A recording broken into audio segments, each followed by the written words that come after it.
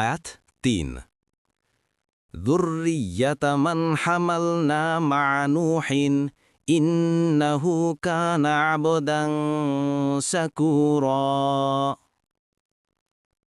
অনুবাদ: তাদের বংশধর যাদেরকে আমরা নোহের সাথে আরোহণ করিয়েছিলাম, তিনি তো ছিলেন পরম কৃতজ্ঞ বান্দা। তাফসির: ১ নং ফুটনোটের বিবরণ: এ আয়াতংশের কয়েকটি অনুবাদ হতে পারে। ১. মুসা ছিলেন তাদের বংশধর যাদেরকে আমরা নূহের কিস্তিতে আরোহণ করিয়েছিলাম। আন-নুকাত ওয়াল উয়ুন, ফাতহুল কাদির। ২. হে তাদের বংশধর যাদেরকে আমরা নূহের সাথে কিস্তিতে আরোহণ করিয়েছিলাম, তোমাদের কি বিশেষ করে এই নির্দেশ দিচ্ছি। বাওয়াউই ইবন কাসির, আদবাউল বায়ান।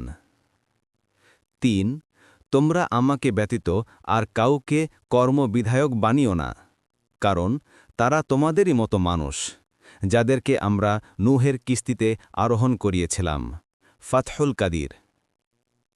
২ নং ফুটনোটের বিবরণ: মুজাহিদ রহিমাহুল্লাহ বলেন, তারা হল নূহের সন্তানসমূহ ও তাদের স্ত্রীগণ এবং নূহ, তার স্ত্রী তাদের সাথে ছিল না। তাবারি।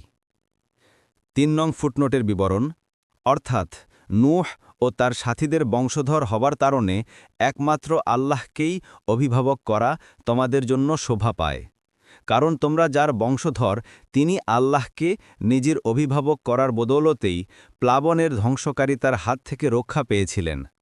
বিভিন্ন হাদিসেও নূহ আলাইহিস সালামকে কৃতজ্ঞ বান্দা হিসেবে অভিহিত করা হয়েছে। শাফাআতের বৃহৎ হাদিসে এসেছে যে লোকেরা হাসরের মাঠে নূহ আলাইহিস সালামের কাছে এসে বলবে, হে নূহ, আপনি জমিনের অধিবাসীদের কাছে প্রথম রাসূল, আর আল্লাহ আপনাকে কৃতজ্ঞ বান্দা হিসেবে ঘোষণা করেছে। বুখারী 4712।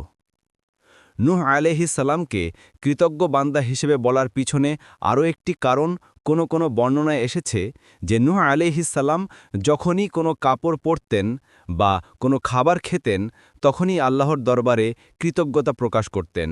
সেজন্য তাকে কৃতজ্ঞ বান্দা হিসেবে নামকরণ করা হয়েছে। মুস্তাদরাকে হাকিম 2630।